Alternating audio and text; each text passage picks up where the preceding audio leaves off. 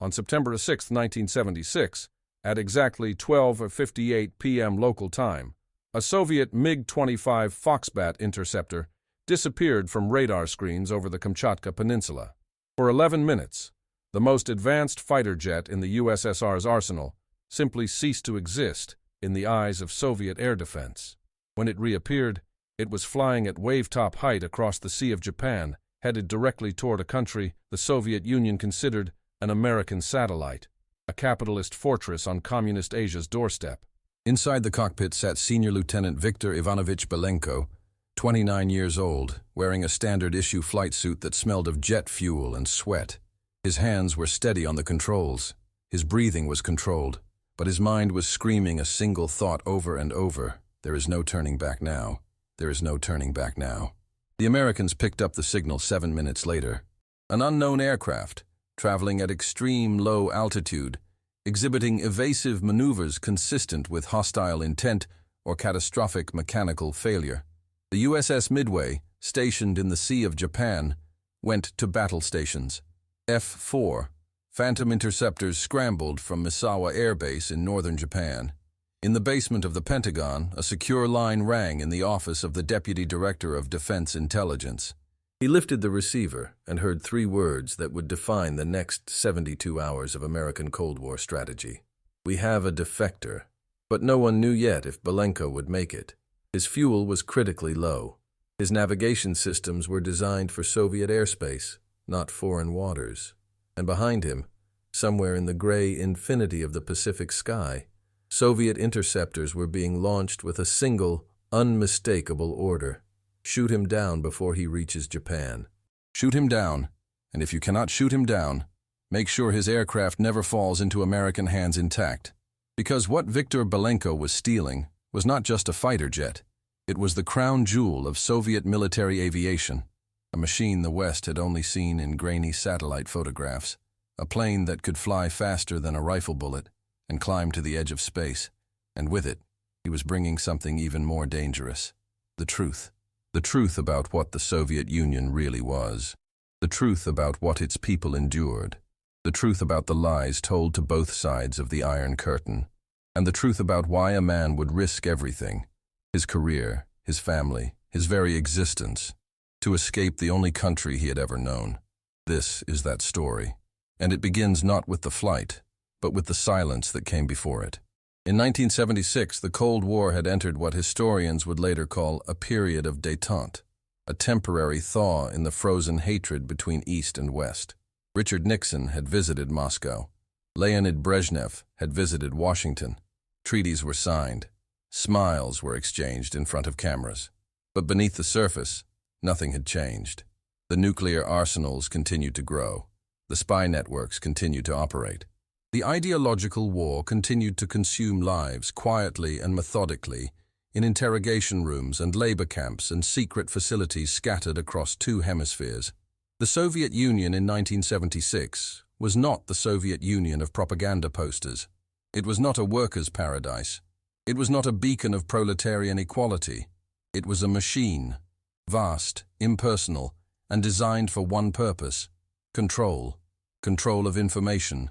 Control of movement. Control of thought. Every citizen was a potential enemy. Every conversation was potentially monitored. Every deviation from the approved path was a risk that could destroy not just you, but everyone connected to you. The KGB employed over 500,000 officers and informants. The Communist Party controlled every job, every apartment, every opportunity. Dissent was not debated. It was diagnosed as mental illness and treated with imprisonment or sedation. And yet, for those born into the system, it was simply life. You learned not to ask certain questions. You learned to repeat the correct phrases. You learned to hide your doubts behind a mask of loyalty, because the alternative was not freedom, it was erasure. The Soviet Union did not execute most of its enemies. It simply made them disappear. A name removed from a roster. A file marked relocated. A family that stopped receiving letters. The fear was not loud. It was silent, pervasive, and absolute. For Soviet military officers, the control was even tighter. They were the defenders of the motherland, the the sword and shield of the revolution. They lived in closed military towns, surrounded by barbed wire and checkpoints. Their children attended special schools. Their families shopped in special stores where goods unavailable to ordinary citizens were sold at subsidized prices.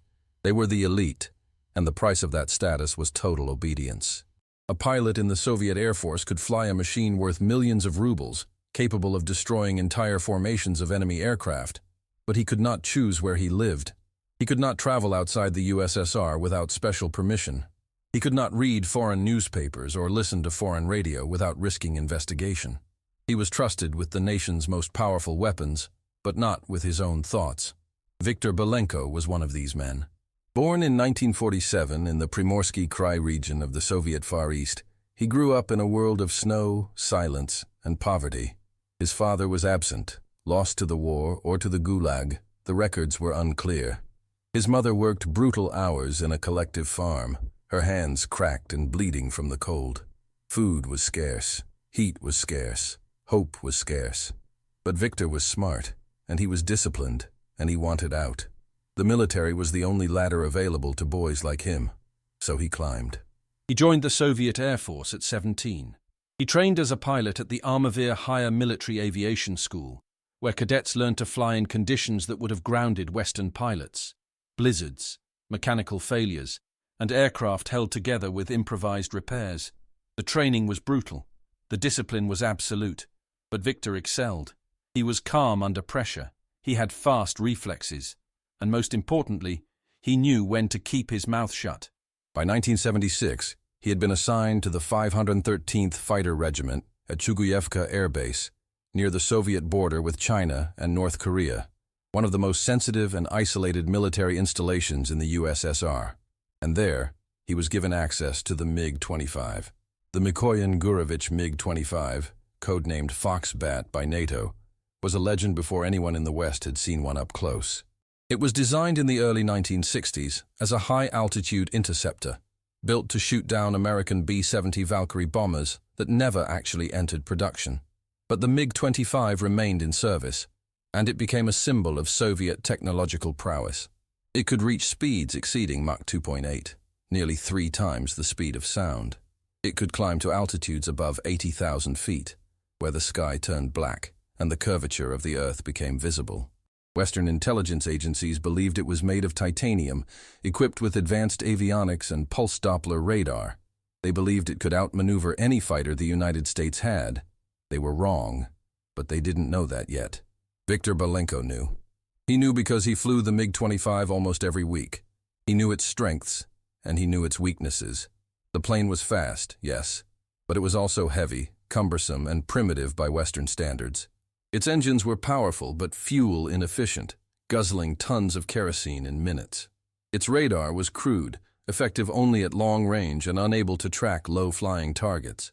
Its airframe was made mostly of steel, not titanium, because steel was cheaper, and the Soviets needed to produce these aircraft quickly and in large numbers. The MiG-25 was not a precision instrument. It was a blunt weapon, designed to intercept American bombers in straight-line attacks, not to dogfight or maneuver.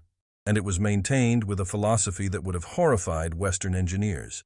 If something broke, you fixed it with whatever was available.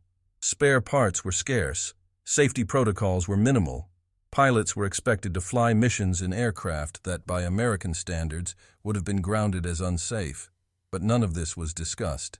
Officially, the MiG-25 was invincible. Officially, the Soviet Air Force was superior to any Western Air Force. Officially, the USSR was winning the Cold War. And Viktor Belenko, like every other officer, repeated these lies whenever required. He stood at attention during political lectures. He nodded when the Zampolit, the political officer, explained why capitalism was collapsing and why the socialist future was inevitable. He clapped when the base commander praised the wisdom of the Communist Party. He did all of this because the alternative was suspicion, investigation, and ruin. But inside, something was breaking. It started with small things. A conversation overheard in the officers' mess hall, where a mechanic mentioned that his family was still waiting for an apartment promised 3 years earlier. A letter from Viktor's mother, written in shaking handwriting, asking if he could send money because her pension was not enough to buy bread and heating oil.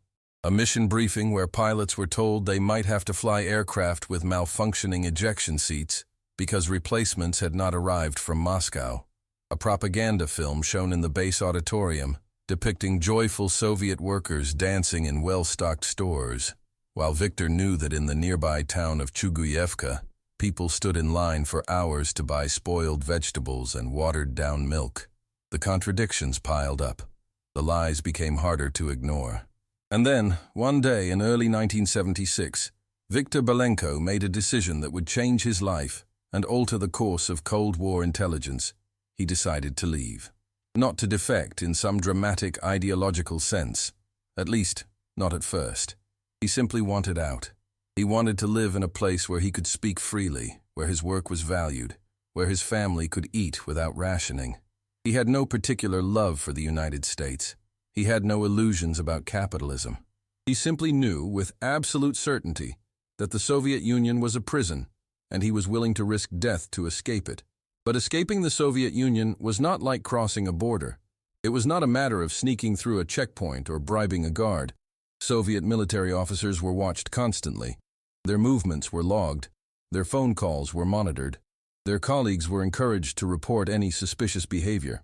And even if Viktor managed to leave Soviet territory, where would he go? The USSR shared borders with countries that were either communist allies or hostile neighbors. China was not an option. Relations between Moscow and Beijing were tense, and defectors were sometimes returned. North Korea was even worse. Mongolia, Afghanistan, the Eastern European satellite states, all were under Soviet control or influence. The only viable option was Japan. Japan was a U.S. ally, firmly within the American sphere of influence. It had no extradition treaty with the USSR, and most importantly, it was close enough to reach by air. If Viktor could get airborne without being stopped, he began to plan in secret, with a paranoia that bordered on obsession. He told no one. He wrote nothing down. He rehearsed scenarios in his mind during sleepless nights in the barracks, listening to the snoring of other pilots and the distant hum of generators. He studied maps during mission briefings, memorizing distances and fuel calculations. He observed the routines of the airbase security, when the guard shifts changed, when radar operators took breaks, when flight schedules were least scrutinized. He needed an opportunity, a moment when he could take off without immediate suspicion and gain enough distance before Soviet interceptors could react. That opportunity came in the form of a routine training mission. On the morning of September 6, 1976, Viktor Belenko was scheduled for a standard air combat training flight over the Sea of Okhotsk. It was a common exercise. Pilots would take off, practice interception maneuvers, and return to base. Nothing unusual. Nothing that would trigger alarms. Viktor had flown this mission dozens of times before, but this time he had no intention of returning.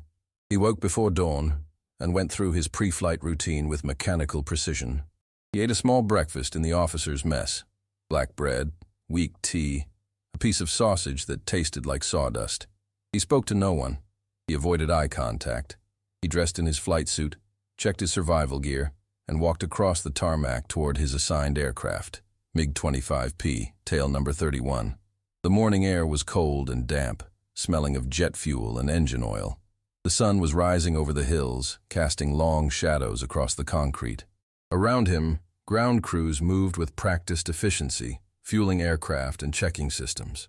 No one paid him special attention. He was just another pilot, preparing for just another flight.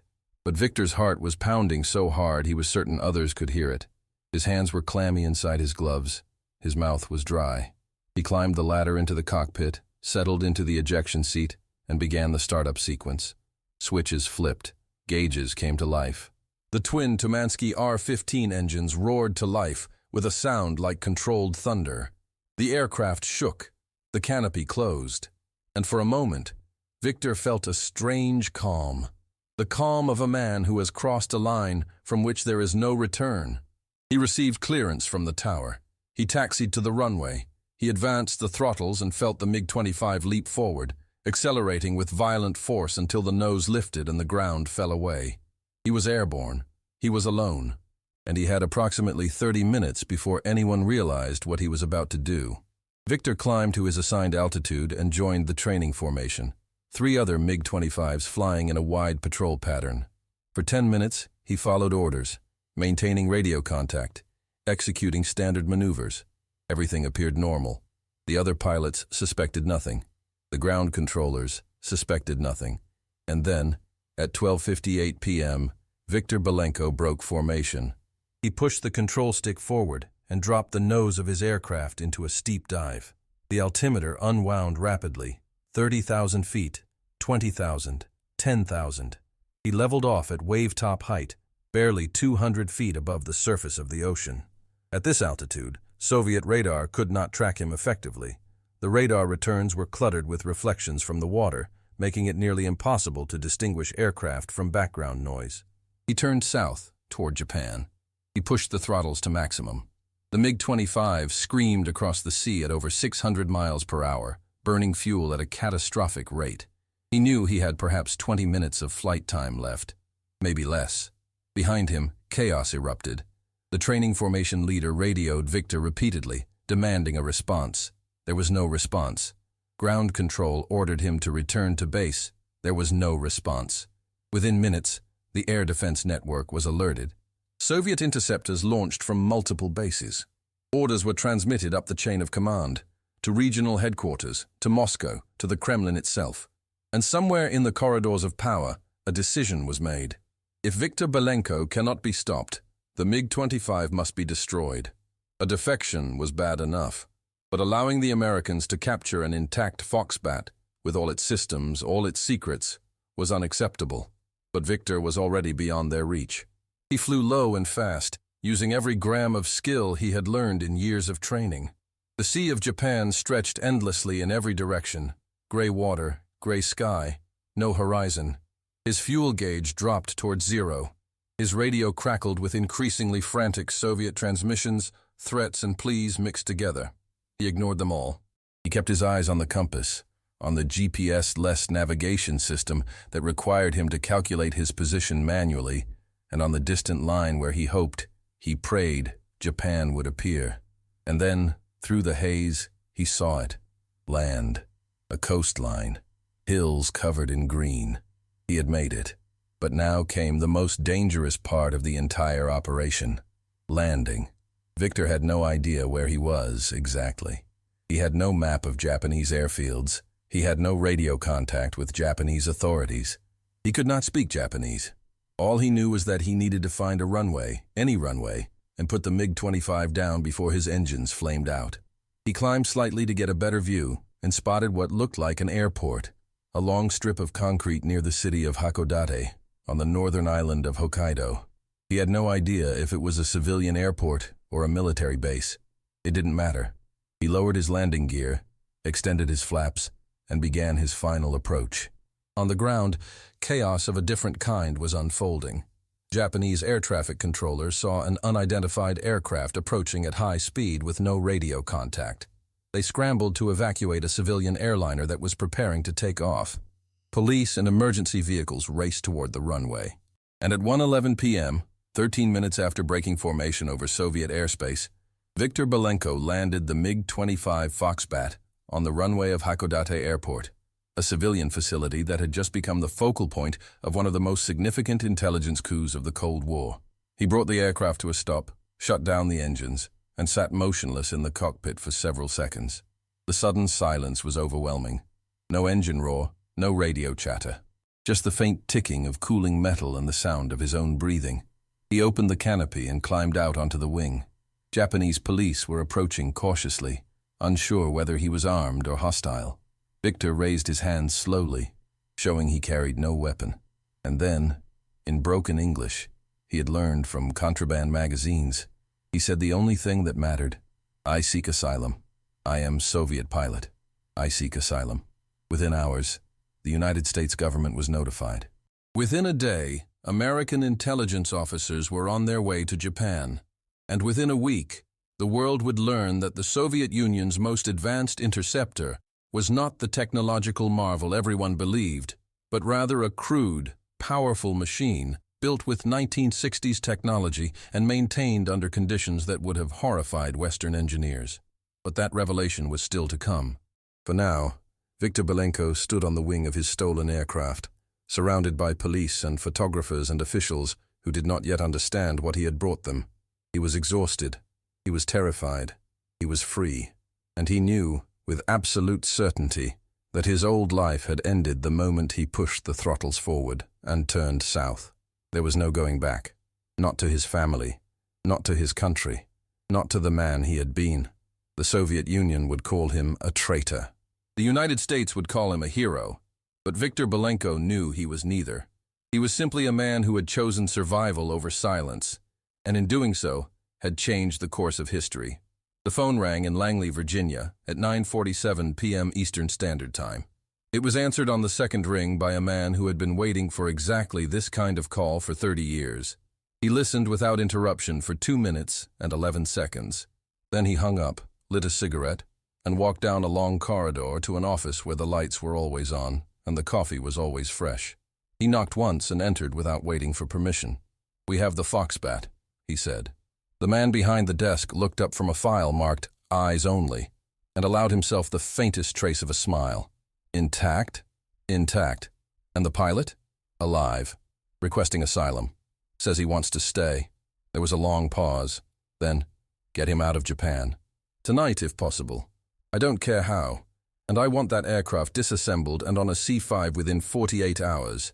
The Soviets are going to scream and the Japanese are going to fold. We have a very short window." "Understood. And one more thing. Sir, find out why. I want to know why he did it. Not the official reason. The real reason. Because a man doesn't steal a $40 million fighter jet just because he's unhappy with the rations." The officer nodded and left. Behind him, the man at the desk returned to his file, but his mind was elsewhere. In his career, he had seen defectors before. Scientists, diplomats, intelligence officers, all fleeing the Soviet Union with secrets tucked under their arms like contraband. But a fighter pilot? Flying one of the USSR's most classified aircraft directly into the arms of the enemy? That was new. That was unprecedented. And it meant something. It meant the cracks in the Soviet system were deeper than anyone had realized. It meant fear was spreading. It meant the Cold War had entered a new phase. Not louder, but quieter and more desperate. And it meant that Viktor Belenko's story was only beginning. The interrogation began in a windowless room at Yokota Air Base, 30 miles west of Tokyo. It was not called an interrogation, of course. Officially, it was a debriefing session, a polite exchange of information between Viktor Belenko and representatives of the United States government who were very interested in his recent travel arrangements. But Viktor knew what it was.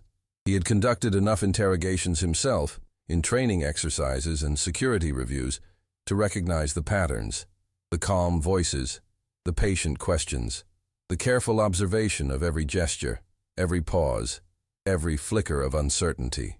They were mapping him, his psychology, his motivations, his reliability. They were deciding whether he was genuine or whether he was the most elaborate piece of bait the KGB had ever dangled in front of American intelligence. He sat in a metal chair at a metal table, still wearing his flight suit, which smelled of sweat and fear and jet fuel. Across from him sat two men in civilian clothes who introduced themselves only by first names, Robert and James. Robert was older, gray-haired, with the kind of face that revealed nothing. James was younger, sharp-eyed, with a notebook he never actually wrote in. Between them sat a tape recorder, its reels turning slowly, preserving every word for analysts who would dissect this conversation in the days and months to come. "Let's start with something simple," Robert said in fluent Russian. His accent was Moscow standard, which meant he had spent years studying the language or years living in the USSR undercover. "Why did you do it?" Viktor looked at him without blinking. "Because I wanted to live." "You were living. You were a senior lieutenant in the Soviet Air Force. You had privileges most Soviet citizens will never have. A good salary, access to special stores, respect. Why throw that away?" "Because it was a lie." Robert leaned back slightly. "What was a lie?" "All of it. The privileges, the respect, the idea that we were the elite, the defenders of the motherland. Victor's voice was steady, but there was an edge to it now, something raw breaking through the surface. We were prisoners, just better fed prisoners than most. We had slightly more space in our cages, slightly better food in our bowls, but we were still watched, still controlled, still afraid. James spoke for the first time, his voice quieter, almost sympathetic. Afraid of what? Victor hesitated. This was the dangerous part. Admitting fear was admitting weakness, and weakness was something Soviet men were trained never to show. But he was no longer a Soviet man. Not anymore. He was something in between, a ghost, unmoored from the only identity he had ever known. Afraid that one day I would say the wrong thing, Victor said slowly, or think the wrong thing, or fail to applaud loudly enough during a political lecture.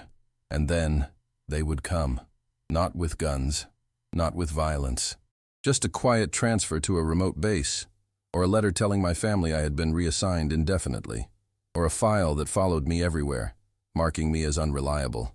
In the Soviet Union, you don't need to be guilty of anything. You just need to be suspected. And once you're suspected, you're finished.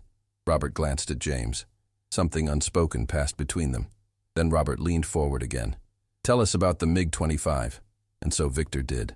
For the next 6 hours, he described the aircraft in meticulous detail.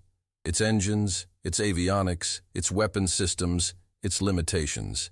He explained how the radar could not track low-flying targets, how the airframe was made of steel, not titanium, because the Soviets needed mass production, not precision engineering, how the fuel consumption was so extreme that the MiG-25 could only sustain maximum speed for a few minutes before its engines risked catastrophic damage, how pilots were trained to intercept bombers in straight-line attacks because the aircraft was too heavy and cumbersome for dogfighting, how maintenance was a constant struggle against shortages, spare parts improvised, safety checks skipped, mechanical failures accepted as routine.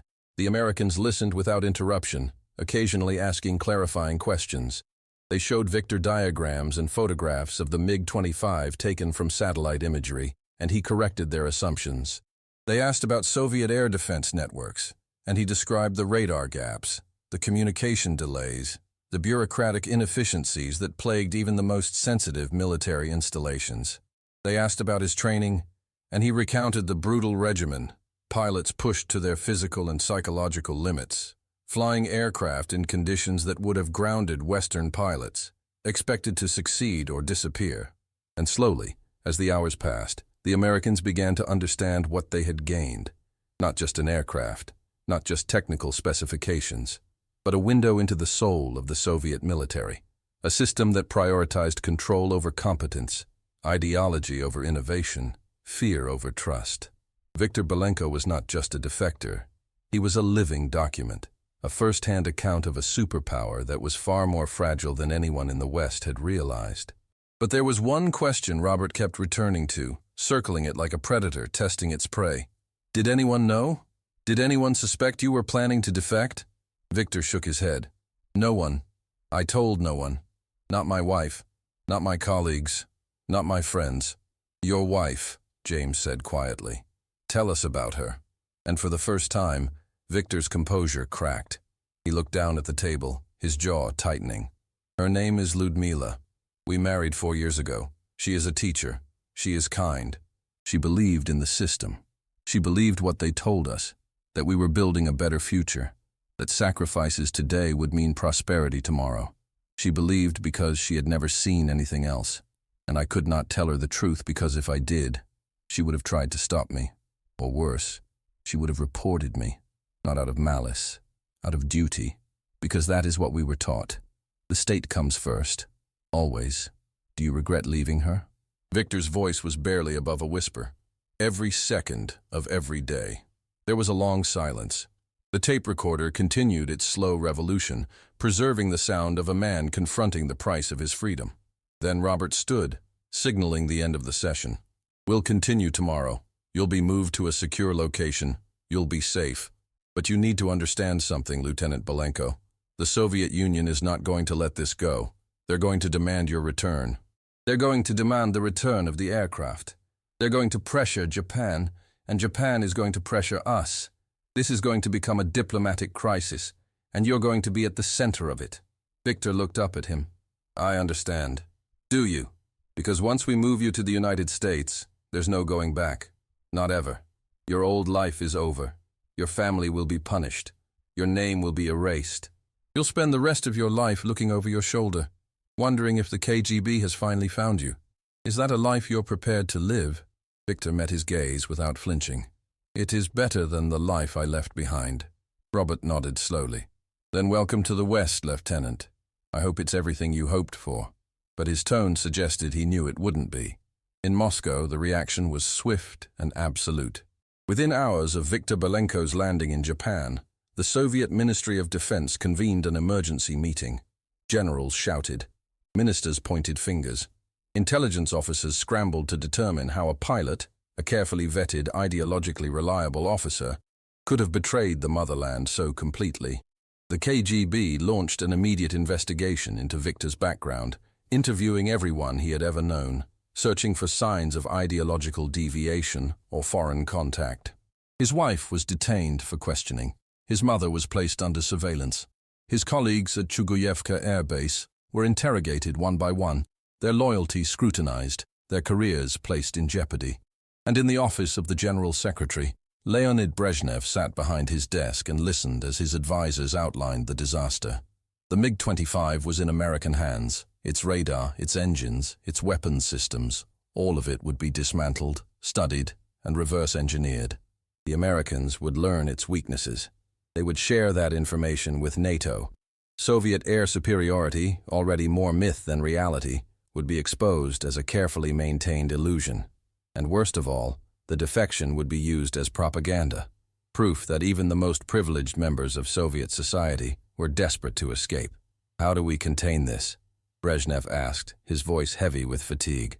He was 70 years old, his health failing, his grip on power increasingly tenuous. He did not have the energy for another crisis. The foreign minister leaned forward. "We demand the return of the aircraft and the pilot. We claim the pilot was mentally unstable, suffering from a breakdown.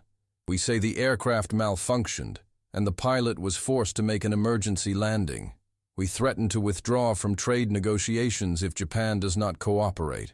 And if Japan refuses? Then we escalate. We accuse the United States of orchestrating the defection. We call it espionage. We make it a test of détente. We force them to choose between the aircraft and the relationship." Brezhnev rubbed his temples. "And you think the Americans will choose the relationship?" "No," the foreign minister admitted. "But it will make them pay a price. Politically, diplomatically, and it will send a message to anyone else considering defection. You may escape, but you will destroy everything you leave behind." Brezhnev nodded slowly. "Do it."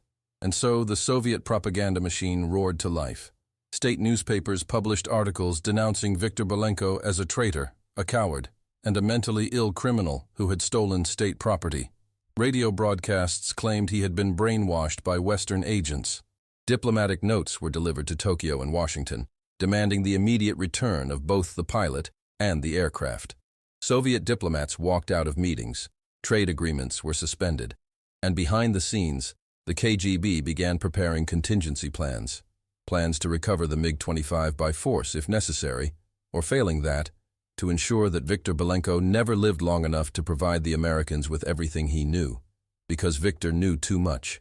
Not just about the MiG-25, but about Soviet military doctrine, training procedures, air defense networks, and the culture of fear that permeated every level of the armed forces. He was a liability that needed to be neutralized. And the KGB had a long reach, longer than most defectors realized until it was too late. 3 days after his landing in Japan, Viktor Belenko was flown to the United States aboard a CIA transport aircraft. He traveled under a false name, wearing civilian clothes provided by American intelligence, accompanied by handlers who never left his side. The flight was long and silent. Viktor stared out the window at the Pacific Ocean below, thinking about the distance between where he had been and where he was going. It was not measured in miles, it was measured in lifetimes. He landed at Andrews Air Force Base outside Washington, D.C., in the middle of the night.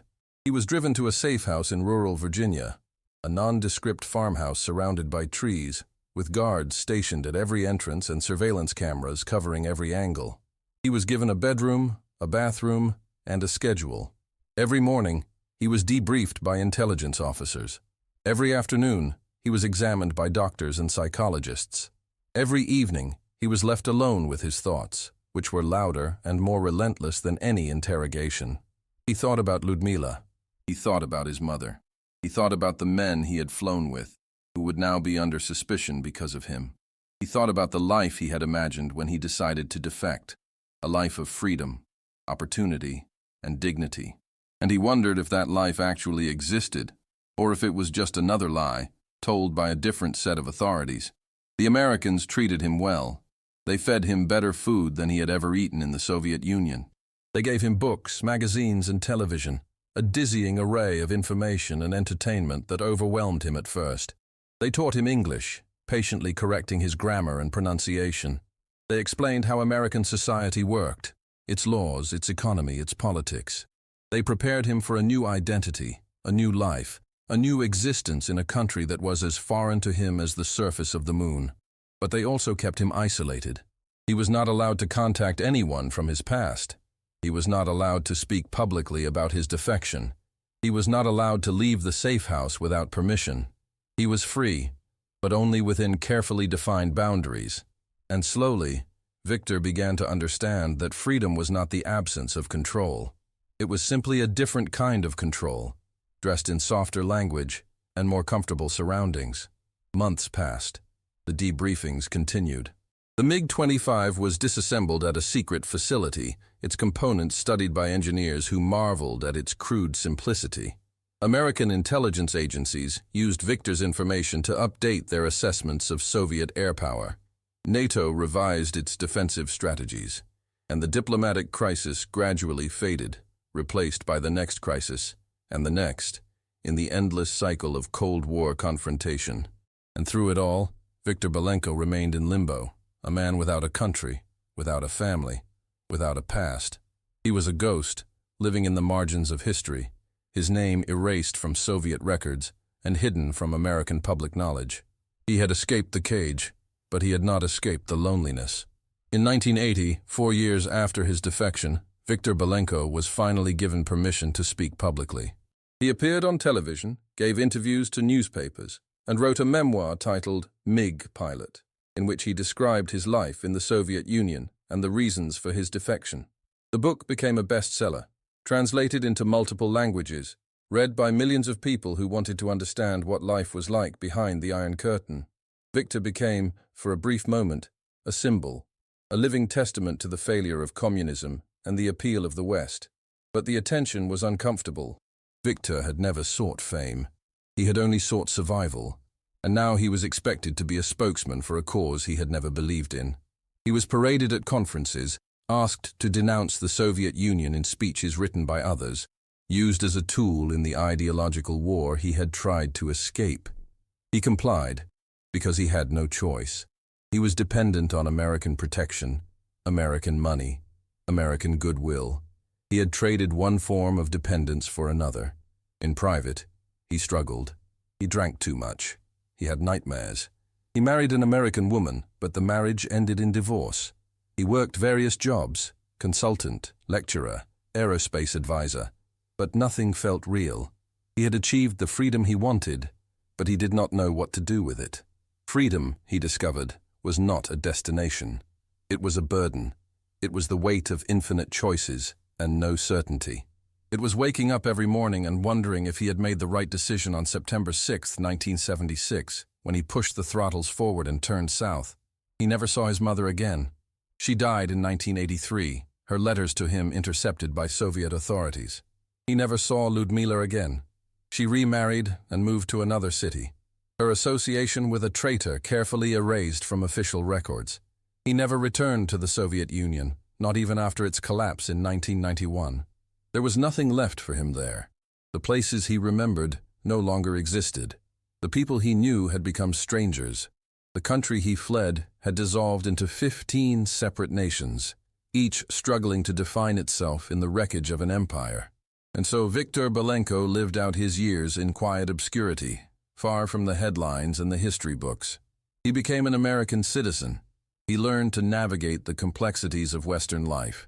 He built a modest existence, unremarkable and anonymous, and every year, on September 6th, he would stand in his backyard and look up at the sky, remembering the moment when he crossed the line between two worlds and became a man without a home.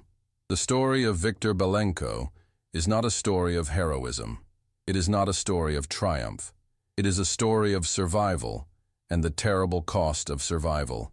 It is a story about a man who chose freedom and discovered that freedom is not the opposite of captivity. It is simply a different kind of solitude.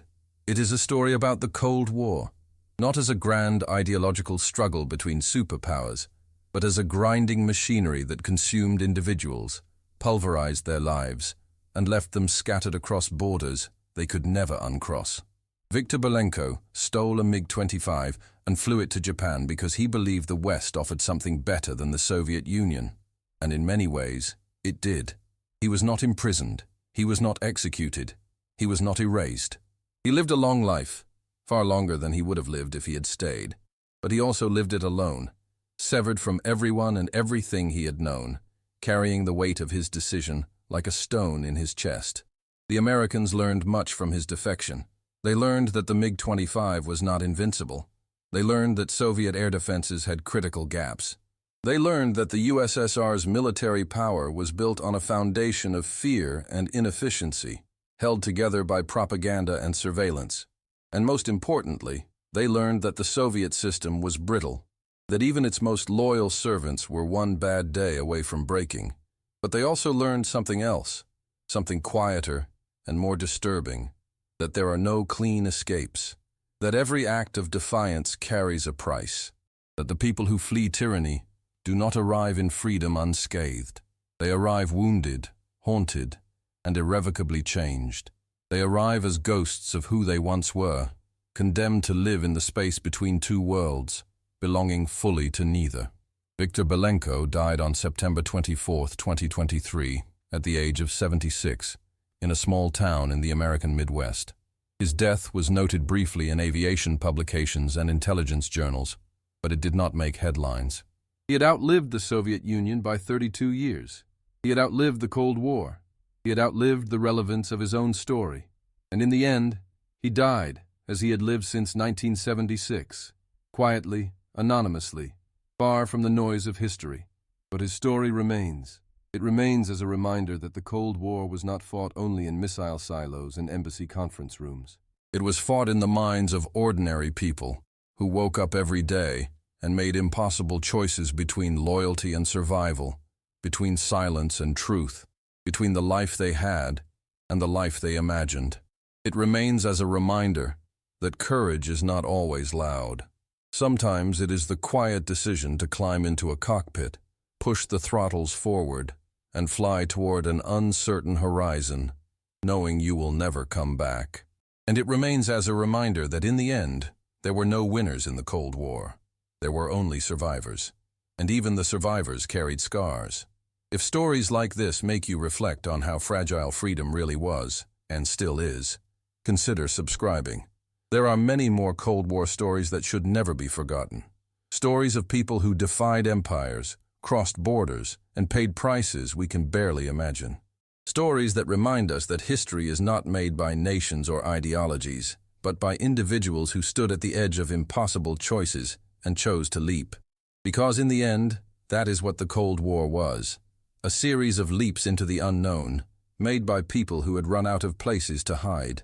And Victor Belenko's leap, on that morning in September 1976, changed the world in ways both large and small.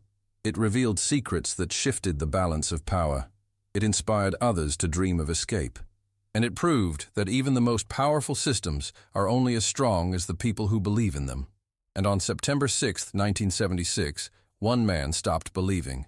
He stole his own jet and flew toward the light.